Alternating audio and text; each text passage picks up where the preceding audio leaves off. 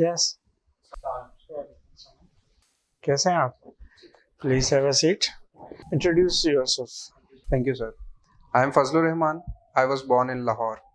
However, I spent the early days of my life in Gujranwala. In Gujranwala, I received my early education from convent. Later on, my family shifted back to Lahore in 2009.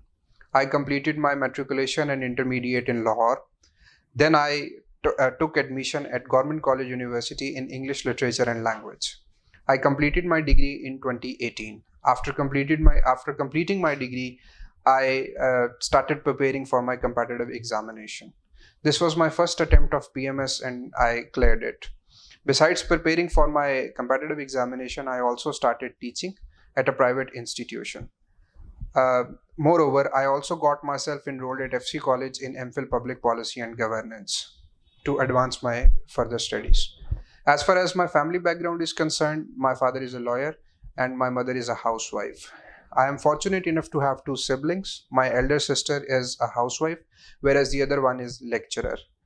As far as my strengths and weaknesses are concerned, in my weaknesses, I think lack of proper time management between my family undertakings and my professional undertakings is one of the gravest weaknesses. I am working on it. Hopefully, I will recover it. On the other hand, I do have certain strengths. For example, I consider myself empathetic person towards other people. This is one of my critical and important strengths, which I consider the most important one. Uh, Besides this, I am a confident person. I have a self confidence, and this is important aspect of my personality. In my free time, I like playing cricket, and I also write diary in my leisure time. Thank you, sir. What's the importance of a diary in your life? Uh, I started writing diary 2 years ago, and it really helped me. Uh, I used to think about certain things, and then I about my day routine, about my professional undertakings, and about my studies. So I used to think about those things, and in order to plan those things, I started writing diary. Eventually, it became my habit, and now I write on social issues, I write on various topics. So, first of all, it provides me with catharsis. About any situation, you can write, and it becomes a way of catharsis. So, this is the fundamental importance of diary writing, that it provides you with catharsis in a positive way. Okay. Had you read any specific diary related to any political leadership or the social or religious leader? Not specifically, sir. Okay. Have you heard about the diaries related to the as a autobiography? Autobiographies, I have read autobiographies, but those were not written for diary as a diary. Initially, they were not written as a diary. For example, I read the autobiography of a long time ago. I read the autobiography of Hitler, Meekhoff, and I I have recently started reading Obama's autobiography, The Promised Land. So those were not the diaries. They were written for the purposes of autobiography realm. Okay. When Obama started his political career? Sir, he started his political career as a senator from Chicago, I think, but I don't exactly remember the year. Okay. What was the major incident due to which Obama shift his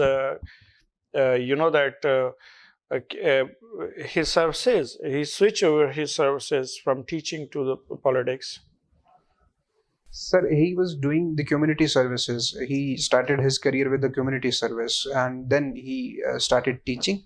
And during his teaching, he records that he wanted to pursue his career as a political figure. It's a very famous incident in Obama's life that once he was teaching, he told his students that one day I would be president, and he became president after 10 to 12 years of that incident. Uh, so specifically, I don't know about incident, but it was always an inspiration for Obama to. Okay, being a reader of his autobiography, what do you feel about his personality? Sir, I have thoroughly enjoyed that autobiography because of its expression, because of the way he wrote. But as far as his political career is concerned, or if we see the politics that Obama pursued, there can be certain differences, or there is a room for difference of opinion. But as an autobiography, or if we specifically talk about the autobiography of that person, that is a very well written book, and I enjoyed the expression of that book. Okay, why you want to switch over your subject from English literature to the public policy? Um I opted for English literature because I wanted to develop my critical and analytical abilities, and then I think that to a certain extent, I managed to develop those critical skills. But then I opted for MPhil Public Policy because it was always at the back of my mind that I would be joining civil services. I started preparing right after my graduation for the civil services, and then I wanted to pursue a degree that can help me in my civil services career. That is why I opted for MPhil Public Policy, because what essentially is a job of a civil servant is to develop a public policy under certain limitations to empower citizens or to facilitate citizens. So I think that. What's the role of think tank related to the policy making in the developed states, and how many states which are going to be on the think tanks for their designing national interests and making the foreign policy and public policy related to in different institutes. Can you tell us about the approach of think tank and the countries who are going to own the approach of think tank? So think tanks are critically important for any country, and primarily and specifically developed countries usually give them due importance. For example, if we consider the example of America, they have a great R&D budget, and then through certain, for example, Congressional Research Committee, we usually see that the Congressional Research Committee conducts research on different areas to facilitate the policy making and to facilitate the legislation done by the congressmen. So that think tank is a relevant example where they consider different changing circumstances domestically and internationally, and then they provide with the input to congressmen. So this is very important. This has become an important realm. The think tank in America is specifically very important, and they give due importance to. How many countries which are going to own the think tank? Sir, I am not sure about the specific number, but think tank is certainly there in USA with primary importance, with significant importance, and then in UK we also see the think tanks working. So these Western countries adopt. Any Asian country? Sir, formally, I don't know about the concept here. Yeah, I don't see the concept working here formally, but informally, think tanks are there. Intelligentsia, in the name of intelligentsia. Okay, what's the energy crisis at a world level? Sir, at a world level, after the Russia-Ukraine war, we see that the energy crisis has got exacerbated because of certain reasons. Europe is heavily dependent on Russia's oil and gas for its needs. So, from the Russia-Ukraine war, Europe's energy crisis arises. Then, on the global level, we also see another dimension of energy crisis, which is due to the issue of global warming. The world is rapidly transitioning towards renewable energy, but renewable energy demands a lot of finance. So there is a dearth of finance. There is a lack of finance in this regard. From this issue, the issue of energy crisis originates in the developed countries specifically because they are in the process of transitioning. The developing countries lag far behind this stage where they can transition themselves to other issues, to other sources of energy. Whereas in developed countries like Pakistan, they are excessively reliant on fossil fuels, and their imports bill are making problems in the energy sector. So primarily three issues are there. First of all, Russia Ukraine war. Secondly, we see the transition phase of developed countries where they are facing problems, and developing countries are excessively reliant on fossil fuel burning, which Okay, how the industrial revolution are going to create a major crisis in the world community. So, can you elaborate the 3 to 4 major crises which are due to the industrial revolutions? Yes, sir. Sir, after first industrial revolution, we see the dynamics of society got changed. Middle class grew. With the growth of middle class, urbanization grew, and with urbanization, we see the instances of deforestation, and such instances took place, which later on impacted our environment as well. Uh, so industrialization changed the demography and the dynamics of the society, and those dynamics impacted environment. Those dynamics impacted psychologically. uh, People got impacted, and those dynamics also impacted people economically. So in these three sectors, we see in environment, in economics, and in psychology, we see certain impacts of industrialization, and then emanates different theories. Okay, how the global warming is going to disturb the ecosystem?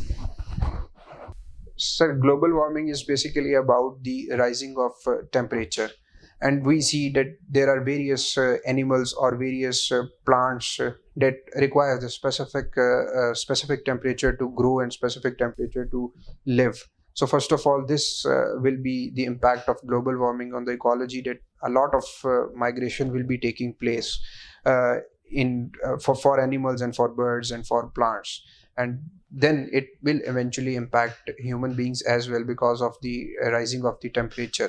Then if we consider the non-living things, in that global warming definitely impacts the glaciers, the melting of glaciers. Then the rising of the sea level is an issue. Primarily, we see the warming of the ocean. Indian Ocean is getting warmer, and it has been estimated that it has got 1 degree increase in its temperature, which is massive. And we have recently seen the floods in Pakistan because of that warming issue. So ecosystem will definitely be How the affected. water cycle is going to be disturbed due to the global climate change? So water cycle, because if the temperature is increased, so more water will be evaporated, and at a rapid pace, at an unusual pace. Like we see the flash floods in Pakistan, primarily they were a result of this disturbance in the water cycle, because we never received such an heavy rainfall in the last 10 years. But this time we have received unusual rainfall due to this issue of global warming, primarily because Indian Ocean got warmer and a lot of evaporation took place, and we see that the areas like Karachi, Lasbela, they were heavily affected by heavy rainfall, and then ultimately due to floods. Okay सबसे ज़्यादा जो glaciers हैं वो north pole और south pole के ऊपर होते हैं। तीसरी जगह कौन सी है जहाँ सबसे ज़्यादा ग्लेशियर्स हैं? Sir, the Siachen area is considered as a third pole because of in that area there are, but number of glaciers I am not sure about that. But third pole is recently called the Siachen area. Okay southern mountain range को हम क्या कहते हैं, क्या नाम देते हैं? पाकिस्तान की साउदर्न माउंटेन रेंज है वहाँ, उसका क्या नाम हम उसे क्या देते हैं? Sir, I've forgotten the name. How many rivers are situated and flowing over the seashore of the Pakistan? Sir, eventually they all merge into Indus River, and the rivers that merge into Indus River, the main rivers that merge into Indus River before getting into. No, seashore rivers are not going to be merged in the Indus. Sir, you are talking about seashore rivers. Yeah. Sir, I am not well read on it. Okay. How many we have link canals? Sir, they are in total, if I am not wrong, 46 link canals. I am talking about link canals, not main canals. Sir, main canals, I think there are 12 main canals, and the link canals are No, I think so. Your concept is totally opposite. The concern, link canals are those which are going to be connected in between the two rivers, and the main canals are those canals which are going to own the water for the cultivation of the land. Okay, so far, how many hydroelectricity is going to be generated uh, from our dams? Sir, if we consider the total energy mix of Pakistan, the 24% of total energy comes from In megawatt. dams. Sir, in megawatt, I'm not sure about that. Okay, Neelam Jhelum project का कितनी capacity है hydro electricity produce करने की? Sorry, sir. Okay, what is the issue related to hydro politics in between Pakistan and Afghanistan? Sir, when there was a government of the previous government, during the previous government, they announced the construction of various dams on the Kabul River, which flows into Pakistan as well. So, if almost 13 dams were announced to be built with the cooperation of India, so if they build those dams, it will definitely impact Pakistan, because on the Kabul River, the we have a dam, we have built a dam on the Kabul River, and that will be very difficult. That will create a difficult situation for Pakistan. Okay, what's the name of that project through which they are going to build the 13 dams? Sorry, sir, I don't know the name. Okay,